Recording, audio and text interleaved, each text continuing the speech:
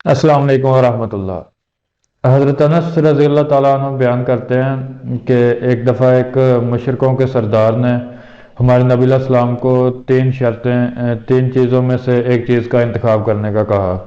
तीन ऑप्शंस दिए। वो मुशरिकों के कबीले का सरदार था। उधर कबीले होते थे मुशरिकों के, तो उनका सरदार भी होता था।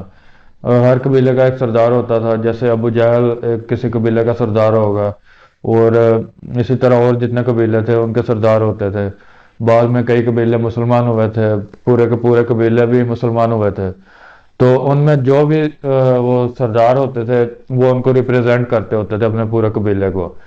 तो एक दफ़ा एक मुशरिक कबीले के एक सरदार ने हमारे नबी अलैहि सलाम से कहा, तीन ऑप्शन दिए कि या तो तुम देहाती जगह पे हुक्मरानी कर लो, जो देहाती इलाका है, और मैं शहरी इलाके पे हुक्मरानी कर लूँगा, या तुम मुझे अपना जानशीन बना लो। जानशीन होता है कि यानी कि जिस बंदे का जानशीन है दूसरा बंदा, वो उसके वफात के बाद, उसके गुजरने के बाद वो उस जगह पे हुकूमत करेगा, उसका जानशीन होता है। जैसे किसी बादशाह का बेटा जो है उसका जानशीन होता है, तो उसको फिर कुछ हकूक भी हासिल होते हैं उसकी मौजूदगी में ही।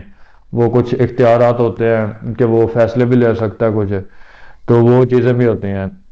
तो वो कहता था या जानशीन बना ले अपना, यानी कि दूसरा ऑप्शन ये था। तो नहीं तो तीसरा ये है कि मैं हज़ारों का लश्कर लेके आपके ऊपर हमला करूंगा, जंग करूंगा आपके साथ।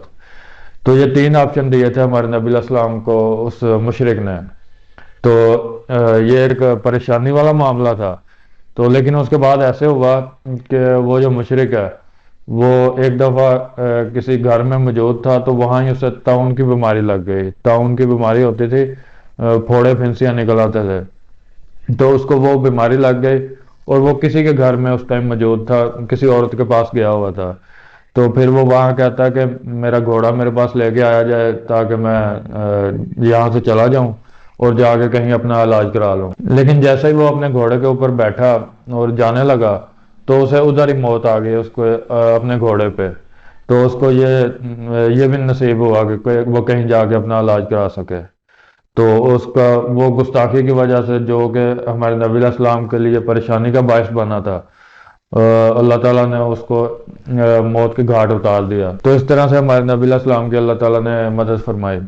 हमारे नबी अलैहि सलाम ने बहुत सारी जंगें भी की, फतवात की, लेकिन अल्लाह ताला ने हमेशा हमारे नबी अलैहि सलाम की मदद फरमाई, नुसरत उनके साथ रही।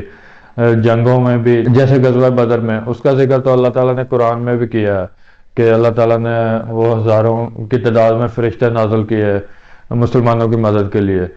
तो इस तरह अल्लाह ताला की तरफ से मदद की वजह से इस्लाम फैलता रहा। और हमारे नबी अलैहिस्सलाम के साथ जो सहाबा थे वो भी अल्लाह ताला ने ऐसे लोग दिए कि जो बहुत बहादुर लोग और ईमान के जज्बे से सरशार हो के वो जंगों में हिस्सा लेते थे, और कुफार को ख़त्म किया और इस्लाम को फैलाया। जैसे कि अल्लाह ताला ने हमारे नबी अलैहिस्सलाम को एक वसफ़ दिया हुआ था कि हमारे नबी अलैहिस्सलाम से दुश्मन जो है वो कई मीलों के फासले पे मौजूद होता था, लेकिन वो दहशत से वो डरने लग जाता था। दहशत पहले ही वहां पहुंच जाती थी।